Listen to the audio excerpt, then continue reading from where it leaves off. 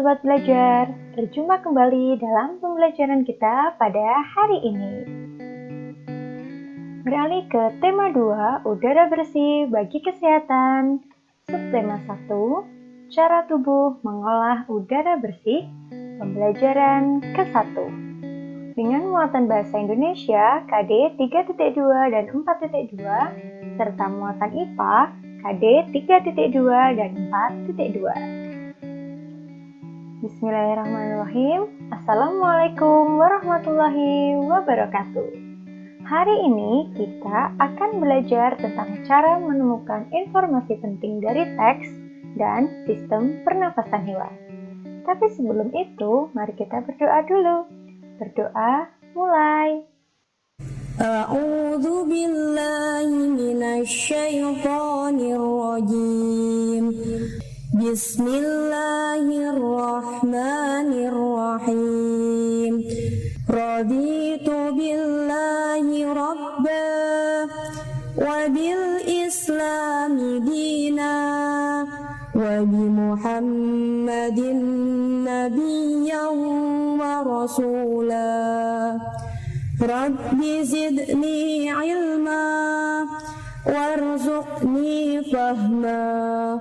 Allahumma anfa'na bima 'allamtana wa 'allimna ma yanfa'una warzuqna 'uluman tanfa'una.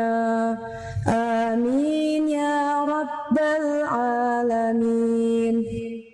Sudah siap belajar untuk hari ini? Mari kita mulai. Tahukah kamu apa itu informasi? Informasi merupakan sekumpulan fakta yang menjelaskan atau menggambarkan sebuah peristiwa atau kejadian.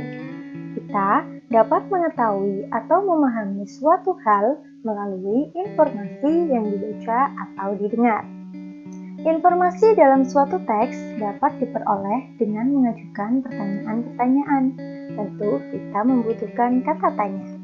Berikut adalah kata tanya beserta kegunaannya. Kata tanya apa atau what menanyakan sesuatu yang dijelaskan dalam teks. Siapa atau who menanyakan pihak atau tokoh yang terlibat dalam peristiwa. Di mana atau where menanyakan tempat terjadinya peristiwa dalam teks. Kapan, when menanyakan waktu terjadinya peristiwa dalam teks. Mengapa, why menanyakan alasan terjadinya suatu peristiwa. Dan bagaimana, how menanyakan proses terjadinya peristiwa dalam teks. Kata tanya ini dikenal dengan sebutan 5W plus 1H. What, who, where, when, why, and how. Mari kita membaca teks berikut ini. Ayo menjaga kelestarian hutan. Hutan merupakan sumber penghasil udara terbesar di bumi. Dengan adanya hutan, kita dapat menghirup udara yang bersih dan sehat. Hutan juga dapat mencegah terjadinya bencana alam seperti banjir dan tanah longsor. Setiap manusia sebaiknya memiliki kesadaran untuk melestarikan hutan. Oleh sebab itu, berbagai kegiatan yang dapat merusak hutan harus dicegah. Contoh kegiatan yang dapat merusak hutan adalah penebangan liar dan pembakaran hutan. Penebangan liar membuat sumber udara bersih berkurang dan dapat menyebabkan bencana banjir dan longsor. Bencana banjir dan tanah longsor dapat terjadi karena berkurangnya akar pohon yang membantu tanah menyimpan air hujan. Pembukaan lahan dengan membakar hutan dapat menimbulkan polusi udara dan merusak habitat hewan sekitar. Menumbuhkan kesadaran pentingnya pelestarian hutan dapat dilakukan dengan memberikan informasi kepada masyarakat mengenai pentingnya kelestarian hutan sebagai sumber udara bersih dan habitat makhluk hidup. Hal tersebut dapat mencegah berbagai kegiatan yang dapat merusak kelestarian hutan. Jika hutan terjaga kelestariannya, kesejahteraan manusia dan makhluk hidup dapat ditingkatkan. Makhluk hidup juga dapat memperoleh udara yang bersih dan sehat.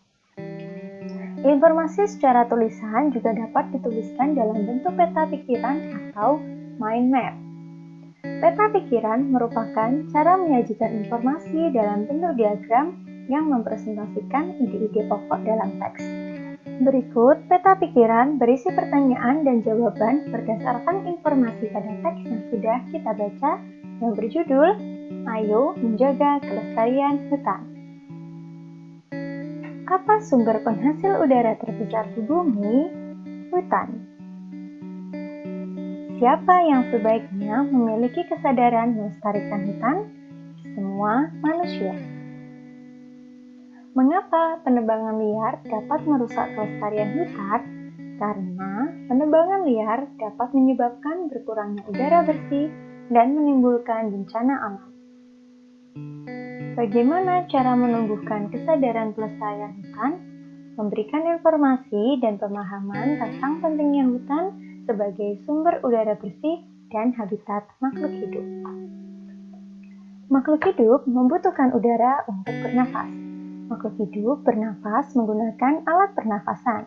Manusia dan hewan memiliki alat pernafasan yang berbeda-beda. Hewan juga memiliki alat pernafasan yang berbeda-beda. Ayo kita mengamati berbagai hewan berikut ini. Cacing tanah. Cacing bernafas menggunakan permukaan kulitnya. Permukaan kulit cacing yang basah dan berlendir membantu pertukaran gas oksigen dan karbon dioksida. Darah cacing yang mengandung hemoglobin berfungsi mengangkut oksigen ke seluruh tubuh. 2. Serangga. Serangga bernafas menggunakan trakea, yaitu saluran halus bercabang yang tersebar di seluruh tubuh.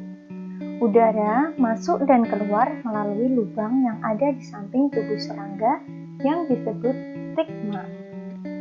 Udara lalu diedarkan melalui trakea ke seluruh tubuh. Contoh hewan yang bernafas menggunakan trakea adalah kupu-kupu dan semut. 3. Ikan. Ikan bernafas menggunakan insang. Insang berbentuk lembaran tipis berwarna merah muda yang menyerupai saringan. Mula-mula insang tertutup. Air yang mengandung oksigen masuk melalui mulut. Air lalu mengalir ke bagian insang yang terbuka. Pada insang terjadi pertukaran oksigen dengan karbon dioksida.